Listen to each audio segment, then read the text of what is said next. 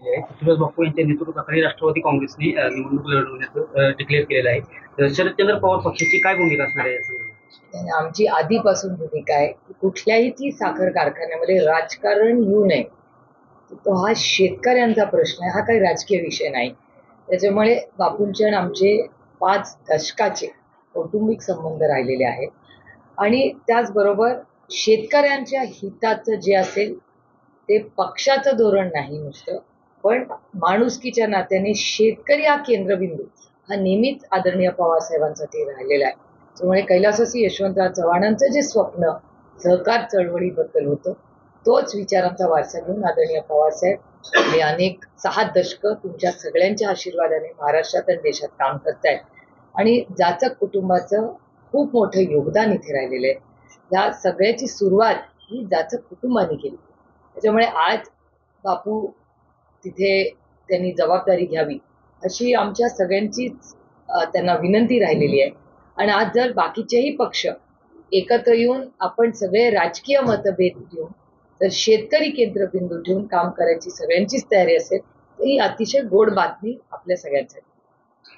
माळेगाव सहकारी साखर कारखान्याबाबत तुमची भूमिका काय असणार आहे? कारण कार्यकर्ते असं म्हणत आहेत की आम्ही लढणार आहोत, आम्हाला लढायची इच्छा आहे. पण जर जसं इंदापूरला मग हर्षवर्धन भाऊंचे कारखाने असतील, आता पृथ्वीराज बापूंनी जो निर्णय घेतला तसा सोमेश्वर आणि जर माळेगाव साठी सगळ्यांनी मिळून निर्णय घेतला तर माझ्याकडून त्याचं स्वागतच होईल. माझी एवढीच विनंती राहील की सगळ्यांना एकत्र घेऊन जा. नेतृत्व कधी होतं जेव्हा आपल्या आणि हे काही राजकीय विषय नाही, कुठला लोकसभा नाही, विधानसभा नाही, जिल्हा परिषद काही नाही. ही सहकार चळवळ आहे, ही चळवळ आहे, ही राजनीती नाही. आणि या सहकार चळवळीमध्ये त्याचा मालक कोण आहे तर त्याचा केंद्रबिंदू मालक हा शेतकरी आहे. ज्यांनी या काळ्या मातीशी इमान राखण्याला आहे त्या शेतकऱ्यासाठी आम्ही कुणाबरोबरही एकत्र चांगलं काम. माझी एकच अट आहे की जो कोणी शेतकऱ्याचा हितचिंतक असेल त्याच्याबरोबर आम्ही एकत्र काम करायची आमची सगळ्यांची तयारी आहे. तर तुम्ही आता असं म्हणालात की चांगलं काम. खरं तर माळेगाव सहकारी साखर कारखान्याबाबत देखील आरोप झालेले आहेत आणि छत्रपतीबद्दलच आरोप झालेले आहेत. मग या सगळ्यात चांगलं काम कशाला नेमकं म्हणतात? नाही, हेच तर अस्वस्थ करणार आहे. म्हणून मी स्पेसिफिकली सांगितलं की माझी अपेक्षा आहे आणि बापू इथे बसते त्यांच्या समोरच म्हणते, माझी बापूंकडून खूप अपेक्षा आहेत. अपेक्षा कुणाकडे असतात? ज्याच्यावर विश्वास आणि प्रेम असतं त्याच्याचकडून आपण अपेक्षा ठेवतो. त्यामुळे माझी अपेक्षा आहे की ते जेव्हा इथे चेअरमन होतील तेव्हा पुढच्या 5 वर्षामध्ये या सगळ्या शेतकऱ्यांची आणि साखर कारखान्याची आन बान आणि शान हे पुन्हा जसं त्यांच्या वडिलांनी जे धोरण ठरवलं होतं तोच विचारांचा आणि कामाचा वारसा बापू पुढे चालतो. ठीक आहे.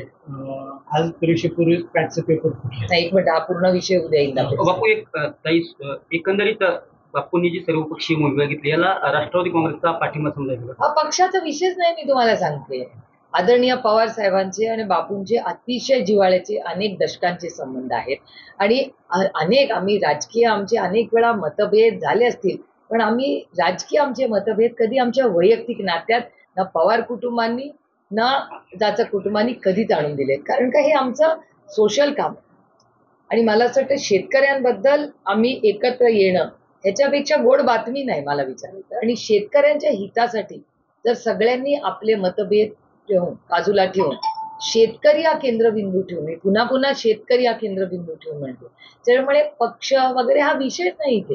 इथे आम्ही माणुसकीच्या नात्याने काहीतरी चांगलं व्हावं आणि जे काही झालं त्याचं मला उणीधुणी काढण्यासाठी, कारण मी उणीधुणी काढून काय गेल्या कारखान्यात काय बदल होणार आहे का? नाही होणार. त्यामुळे मला कुणावरही आरोप प्रत्यारोप करायचे नाही. जे झालं ते आता पुरतं बाजूला ठेवूया आणि नवीन उमेदीने हा साखर कारखाना कसा चांगला चालेल आणि छत्रपती शिवाजी महाराजांचं नाव आहे त्याच्यामुळे आपली नैतिक जबाबदारी आहे की ज्या पद्धतीने त्यांचे वडील असतील, आमचे आजोबा असतील, माझे काका आप्पासाहेब पवार त्यांनी किती वर्ष इथे MD होते ते, त्यामुळे ह्या सगळ्या आमच्या कुटुंबातलीच लोक आहेत. पुरंदर विमानतळासंदर्भात सध्या सरकार नवीन शेतकऱ्यांसाठी प्रलंब देत आहेत, परंतु अनेक गावातील शेतकरी पुन्हा आंदोलनाच्या भूमिकेत येत आहेत. अगदी 7 गावातील शेतकऱ्यांनी एकत्रित येऊन पुरंदर कचेरी आहे तिथे आंदोलन केलेलं आहे, परंतु सरकार आणि त्यांच्यात कोणते पण सरकारचा घाट विमानतळ करण्यासंदर्भात आहे. कसं पाहता? नाही, माझं म्हणणं आहे की पुरंदरकरांची इच्छा आहे की सगळी विकासाची कामं व्हावी, पण त्याचबरोबर सरकारनेही कुठेच महाराष्ट्रात नाही देशात कुठलीही बळजबरी करू, चर्चेतून मार्ग निघतात. चर्चा सरकारने केली पाहिजे आणि जबरदस्ती कुणावर करू नये. आणि नियम कायद्याने हा देश चालतो. तुम्हाला आठवत असेल की मनमोहन सिंग साहेबांचं जेव्हा सरकार होतं तेव्हा एक कमिटी केली होती जमीन जेव्हा सरकारला लागते त्याच्यासाठी, आणि त्याचे अध्यक्ष आदरणीय पवार साहेब होते. आणि त्या काळात आदरणीय पवार साहेब आणि मनमोहन सिंग साहेबांनी निर्णय घेतला होता की जमीनची 4 पट किंमत दिल्याशिवाय कुणालाही जमीन ही कुठल्याही सरकारला घेता येणार नाही. आणि वेगळी वेगळी मॉडेल्स त्याच्यानंतर इव्हॉल्व्ह झाली आहेत. शहरीकरणासाठी एक वेगळं मॉडेल, ग्रामीणसाठी एक, त्यामुळे या MIDCचं एक वेगळं मॉडेल आहे. त्यामुळे चर्चेतून मार्ग निघतात. महाराष्ट्र सरकारने त्या सगळ्या शेतकऱ्यांचा मान सन्मान करावा, चर्चेत करावी, आणि माझा विश्वास आहे की त्याच्यातून मार्ग निघेल. पण चर्चा ही झालीच पाहिजे, कुणावरही दमदाटी करू. 2016 साली विमानतळ मंजूर झालं होतं. त्यावेळेस एक जागा सांगितली की महाविकास आघाडीचं सरकार आलं, त्याच्यानंतर दुसरी जागा दिली, त्याला संरक्षण विभागाने नकार दिला त्या ठिकाणी. आता नाही, पुन्हा तसं नाही, संरक्षण विभागाने त्यांनी नकार नाही दिला. एनिवे तुम्ही विचारा. आता त्याच्यानंतर पुन्हा एकदा जुन्याच जागेवर होते, परंतु तिथले शेतकरी म्हणतात आम्हाला विमानतळ नकोय, आम्ही जमीन देणार नाही. 9 तारखेपासून मोजणी सुरू होतीये ही माहिती मिळते. नेमकं विमानतळ होईल असं वाटते, कारण याच्या आधी विमानतळ खेड आणि चाकणला होणार होतं, तिथल्या लोकांनी विरोध केला, त्याच्यानंतर विमानतळ पुरंदरला होतं. पुरंदरला विमानतळ व्हावं अशी सगळ्याच पुरंदरच्या लोकांची इच्छा आहे, पण लोकेशनवर काही प्रश्न अनेक वर्ष राहिलेले आहेत, आणि जोपर्यंत त्याच्यात समाधान शेतकऱ्यांचं होत नाही तोपर्यंत तिथे ॲक्विजिशन होऊ शकणार नाही. आपण सगळेच बघतो. त्याचबरोबर संजय जगताप जेव्हा तिथे आमदार होते तेव्हा संजय जगतापांनी विमय नावाचे जे एक्सपर्ट आहेत ते आम्ही सगळ्यांनी, तेव्हा एकनाथ शिंदे साहेब असतील किंवा देवेंद्रजी असतील, त्यांच्यावरही आम्ही ते कारण का तेव्हा ते उपमुख्यमंत्री होते, त्यावेळेस ही आमची चर्चा झाली होती की महाविकास आघाडीचं सरकार असताना प्लॅन ए आणि प्लॅन बी केला होता. त्या प्लॅन ए आणि प्लॅन बी मधून सुवर्णमध्य काढावा असं संजय जगतापांची आणि माझी, आमची सगळ्यांची आणि शेतकऱ्यांचाही त्याला सहकार्याची भूमिका होती. त्याच्यानंतर हे नवीन सरकार आल्यानंतर त्यांनी काय केलंय हा प्रश्नही मी DPDC मध्येही विचारला होता. तेव्हा पुण्याच्या पालकमंत्र्यांनी आणि मुरली मोहोळांनी आम्हाला त्या मीटिंगमध्ये शब्द दिला होता की हा एअरपोर्ट आम्ही करू आणि सगळ्यांना न्याय मिळेल, कुठल्याही शेतकऱ्यावर अन्याय होणार नाही अशी त्यांनी आम्हाला शब्द दिला होता. पण आता परिस्थिती ही तुम्ही बघताय काय आहे, आणि या सगळीकडेच कुठलाही विकास होताना आमचा कुठल्याही विकासाला विरोध नाही, पण शेतकऱ्यांना आधार दिल्याशिवाय पुढे सरकारलाही योजना करता येणार नाही, हेही सत्य. 50 रुपयांनी गॅसच्या किमती वाढल्या. मला काय आश्चर्य वाटत नाहीये. माझ्या लोकसभेच्या आधीची भाषणं काढा आणि आजचे तुमचे सगळे प्रेस कॉन्फरन्सचे प्रश्न बघा. ते भाषण आहे का तुमचे प्रश्न, हे दोन्ही एकच आहे. आणि मला गंमत हे सगळ्यात अशी वाटते की ग्लोबली क्रूडचे प्राइसेस पडलेले, ग्लोबली काय चाललंय, आणि ग्लोबली क्रूड प्राइसेस पडलेले असताना 2 रुपये एक्साईज जरी तुम्हाला आणि मला भरावा लागत नसला तरी तो कंपन्यांना भरावा लागणार आहे. जर ग्लोबली क्रूड प्राइसेस जर कमी झालेत तर हे 2 रुपये एक्साईज का लावताय? मग याचा अर्थ केंद्र सरकारकडे पैसे नाहीत का? हाच असू शकतो ना, कारण का एवढं क्रूड प्राइसेस आतापर्यंत कधीच कमी झालेले नाही. आणि गॅसचा आत्ता काय वाढवायचं गरज काय? आता तुम्ही बघता एक तर टॅरिफ्समुळेच मार्केटची परिस्थिती तुम्ही बघता. आज थोडंसं जेमतेम जरा स्थिरावलं, पण काल काय झालं ग्लोबली हे तुम्ही बघताय. आणि त्याचबरोबर टॅरिफ्स सिंगापूरच्या प्राईम मिनिस्टरचं ऑफिशियल स्टेटमेंट जरूर तुम्ही सगळ्यांनी पहा.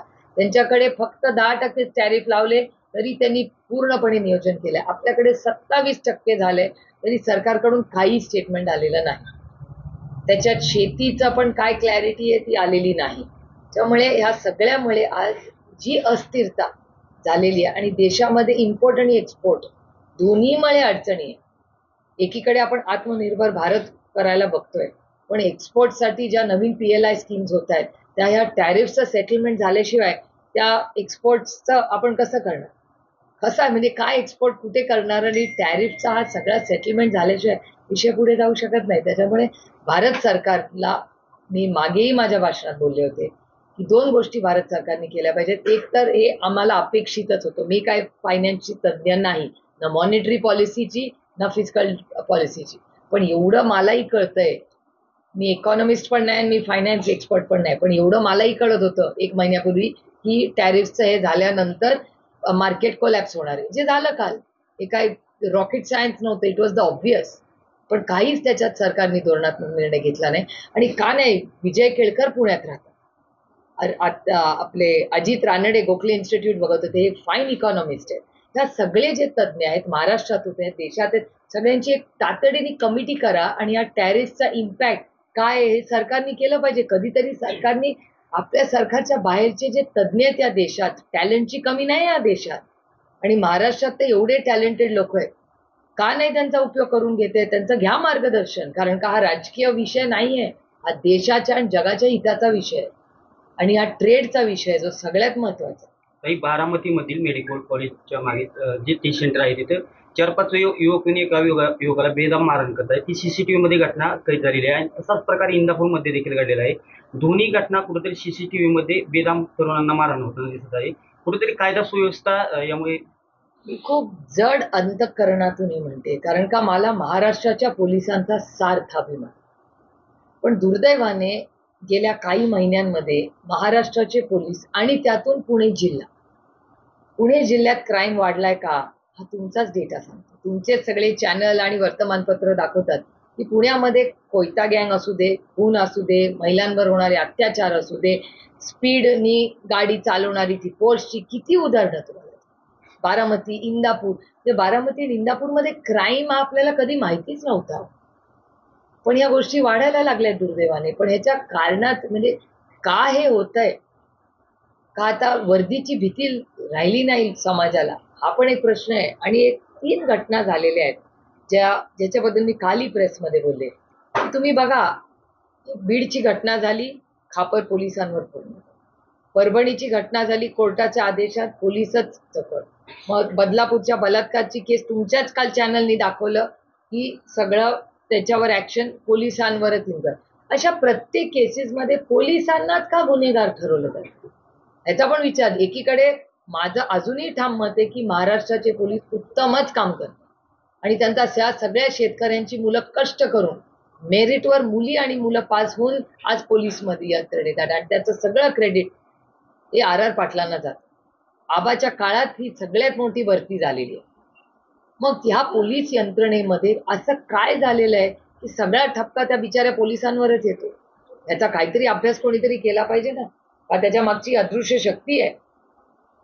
म्हणजे हे खूप, म्हणजे मला विचाराल तर महाराष्ट्रातला क्राईम हा बाकीच्या देशामधल्या बाकीच्या राज्यांपेक्षा वाढलाय. हा माझा डेटा नाहीये, हा केंद्र सरकारचा डेटा आहे. हा माझा डेटा नाही, डबल इंजनचं सरकार आहे. म्हणजे आम्ही विरोधक आहोत म्हणून बोलतो किंवा त्यांच्या विरोधी विचाराचं केंद्र सरकार आहे असं काहीही नाही. हा सगळा डेटा महाराष्ट्र आणि केंद्र सरकारचा आहे, जो तुमच्या सगळ्या चॅनल्सवर पारदर्शकपणे तुम्ही अजूनही हिंमत करून दाखवता. त्याच्याबद्दल तुमच्या सगळ्यांचे आभार. छत्रपतीची निवडणूक राहिली ती बिनविरोध होईल असं आपल्याला वाटतंय का? विरोध झाली तर आम्हाला आनंदच आहे. पहिला साखरेचा चमचा तुम्हाला देऊ, त्यासाठी आपले काय प्रयत्न होतील का?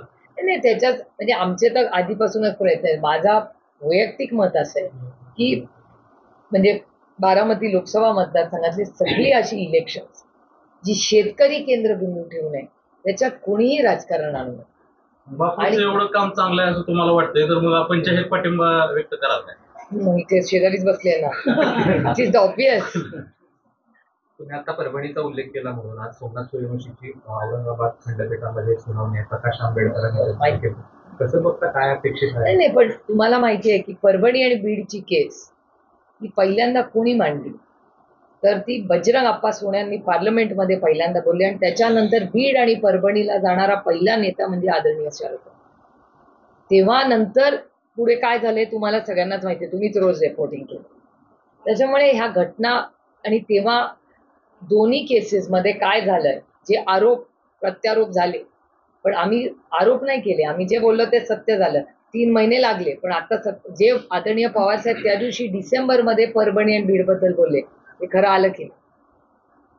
त्यामुळे कधीतरी ती वाट सत्याची अवघड असते. मला थोडेसे पेशन्स दिले जातात.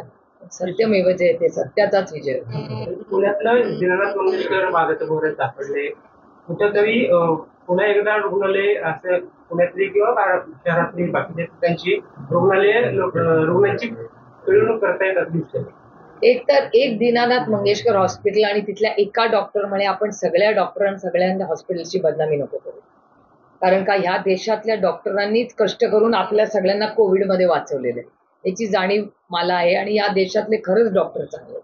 एक डॉक्टर आणि तिथली ऍडमिनिस्ट्रेशन, म्हणजे त्या डॉक्टरनी राजीनामा देऊन प्रश्न सुटत नाही, तिथल्या ऍडमिनिस्ट्रेशनचा पण प्रॉब्लेम आहे. कारण मी काल त्यांच्या घरी गेले होते तेव्हा बऱ्याच गोष्टी मला कळल्या आहेत, त्या कदाचित मीडियामध्ये बोलणं योग्य नाही. कारण का मी त्या कुटुंबाची प्रायव्हसी रिस्पेक्ट करते. त्यांच्या घरातली एक महिला, मुलगी, सून, लेक, बहीण, नणंद, तिची कुठलीही चूक नाही. म्हणून मी कालही बोलले की ही हत्या आहे. 5.5 तास ती महिला कळा देत होती तिथे, हॉस्पिटलला वाटू नये. आणि पहिलं त्या हॉस्पिटलनी तयारी करून घेतली होती, गाऊन बदलायला घेतला होता. मग असं काय घटना झाली? 10 लाख रुपयासाठी तुम्ही कळा असलेली महिलेला घरात हॉस्पिटलमधून बाहेर काढणं, ही हत्या नाही तर काय? हा कुठला न्याय आहे? हे सुसंस्कृत महाराष्ट्र आहे? हा भारत आहे? हे आपले संस्कार आहे? धक्कादायक आहे. त्या हॉस्पिटलच्या सगळ्या त्या टीमवर आणि मॅनेजमेंटवर अर्थातच त्याची इन्क्वायरी झाली पाहिजे. आणि शॉर्ट ड्युरेशन मध्ये, 6 महिन्यांवर्ष नाही, त्यांच्या सगळ्यांवर ऍक्शन झाली पाहिजे, ही आमची मागणी आहे. तुम्ही ते इशारा दिला होता त्यांच्याकडून ते नाही, टॅक्स भरलेला नाही हो. माझ्या मतदारसंघातले एवढे लोक खडकवासल्यात हवेलीत राहतात. एखाद्याने 5-10 हजार रुपये भरले नाही ना टॅक्स, तर पीएमसी त्यांच्या घरात जाऊन बँड वाजवते. म्हणजे जो गरीब कष्ट करणारा बिचारा, नोकरी गेली, EMI नाही भरता आला, 5,000 रुपयासाठी तुम्ही बँड लावता आणि ते 27 कोटी रुपयाला तुम्ही काहीच करणार नाही आणि आम्हाला सांगणार? हा कुठला न्याय? म्हणजे त्यांच्यासाठी, मंगेशकर हॉस्पिटलसाठी या देशात एक न्याय आणि बाकीच्या पुणेकरांसाठी एक न्याय? हे कुठलं पद्धत सुरू केली पुणे म्युन्सिपल कॉर्पोरेशन? आता ते खरं तर नागपूरमधल्या 12 शाळांनी 580 बनावट शिक्षक करून जवळजवळ 19 पासून आजपर्यंत महाराष्ट्र सरकारने 100 कोटी रुपये लागले नागपूरमध्ये. मला एक प्रश्न महाराष्ट्र सरकारला विचारायचा आहे की मागच्या आठवड्यामध्ये 60 कोटी रुपये कुठल्या तरी पुस्तकामध्ये ते चुकीचे कागद लावले म्हणून 60 कोटी रुपये सरकारने घालले. आता तुम्ही म्हणताय हे 100 कोटी रुपये. शिक्षणात CBSE पॅटर्न आणणार, कशाचा कशाला मेळच नाही. म्हणजे शिक्षण खात्याचं चाललंय तरी काय या राज्यात? भारतरत्न डॉक्टर बाबासाहेब आंबेडकरांनी राईट टू एज्युकेशन हे कशासाठी आणलं? की सर्वसामान्य असू दे किंवा मोठा कोणी असू दे, त्या भारतीय आहे त्याला शिक्षणाचा अधिकार हा तुमच्या संविधानाने दिलेला आहे. आणि तोही हक्क आता तुम्ही चोरून घेऊन टाकणार आमच्याकडून? हे यांचं प्रशासन आहे, हे यांचं डबल इंजिनचं सरकार आहे. YouTube वरती आज सकाळी एक पेपर फुटले, ऍड्स 9वीचा पेपर आहे आणि ती परीक्षा व्हायच्या अगोदरच YouTube वरती प्रक्षेपित झाली. YouTube म्हणजे पेपर फुटीचं प्रकरण महाराष्ट्रावर काय थांबत. तुमचे काय? माझी काय भूमिका आहे? सरकारला विचारा, सरकारने याचं उत्तर दिलं पाहिजे. सरकार काय करते? डबल इंजिन सरकारने हे करायला नको तंत्रज्ञानाचं. एवढे 200 आमदार निवडून दिले त्या महाराष्ट्राच्या मायबाप जनतेने विश्वासाच्या नात्याने. 100 दिवसात काय कमवलं या सरकारने? रोज एक स्कॅम येतं या सरकारचं बाहेर. आत्ताच मला आले, आज सकाळी मुंबईच्या पेपर आहेत, डांबराची एकाच रस्त्याच्या डांबराची 2 बिलं काढली आहेत. एक महाराष्ट्र सरकारने भरलं आणि एक केंद्र सरकारने भरलं. ते डबल डांबर, एक त्यांचा आणि एक आपला महाराष्ट्र सरकारचा. कुठला रस्ता बनवलाय? जाऊया आपण बघायला, सगळे अभ्यास करायला. हा रस्ता झालाच होतो. मी गडकरी साहेबांना लिहिणार आहे आज पत्र. ग्रामीण भागामध्ये महिलांच्या आरोग्याविषयीची गैरसमज होती. एकट्या हिंगोली जिल्ह्यात 13,956 महिलांचे रिपोर्ट कॅन्सरचे आले. या अगोदर आता खरं तर ही उपाययोजना करायला हवी. महिला म्हणून तुमची काय वाटते? महिला म्हणून माणुसकी राहिली आहे का नाही या देशात? त्या राज्यामध्ये 13,956 रिपोर्ट आहेत एका हिंगोली जिल्ह्यात. का कॅन्सर होतो याचा अभ्यास सरकारने केला पाहिजे. तुम्हाला माहितीये, मला काल याची गोष्ट कळली की अनेक हॉस्पिटल्स अशी आहेत ज्यांना रिसर्चसाठी पैसे येतात. दीनानाथ मंगेशकर हॉस्पिटलला त्यांचा रिसर्च युनिट आहे. त्या रिसर्च युनिटला मला कोणीतरी सांगितलं, माझा नंबरही चुकीचा असू शकतो, त्याच्यामुळे तो व्हेरीफाय करा तुम्ही, 25 का 30 कोटी रुपये दरवर्षी येतात जस्ट फॉर रिसर्च. काय रिसर्च केला यांनी आम्हाला पण कळू दे. नक्की काय रिसर्च केलाय त्याचा अभ्यास झाला पाहिजे. संजय राऊत साहेबांचं नवीन पुस्तक येतं, स्वर्गातला नरक, नरकातला स्वर्ग. राऊत साहेब माझं म्हणणं आहे, आता आमच्या देशमुख साहेबांनी पुस्तक लिहिलंय, आमच्या कानावर आता येतंय की ते आता बाहेर ते छापून बाहेर येऊ देणार का नाही अशी एक चर्चा कानावर दबक्या आवाजात येते. तर राऊत साहेबांनी पुस्तक लिहिलं त्याचा अर्थातच कोणीही पुस्तक लिहावं, आपला काय प्रॉब्लेम आहे, ही लोकशाही आहे, प्रत्येकाला पुस्तक लिहायचा अधिकार आहे. महात्मा फुलेंचं जे त्याचे नवीन चित्रपट येतो त्याला आक्षेप आहे, आणि त्याच्यामध्ये प्रशांत फुलेंनी पण आक्षेप घेतला आणि ब्राह्मण महासंघाने पण आक्षेप घेतला. त्यांचं असं मत आहे की 2 जातींमध्ये तेढ निर्माण होईल. महात्मा फुलेंचं कोणी काढलाय मी माहिती घेऊन सांगते, मला नाही माहिती कोणी काढलंय.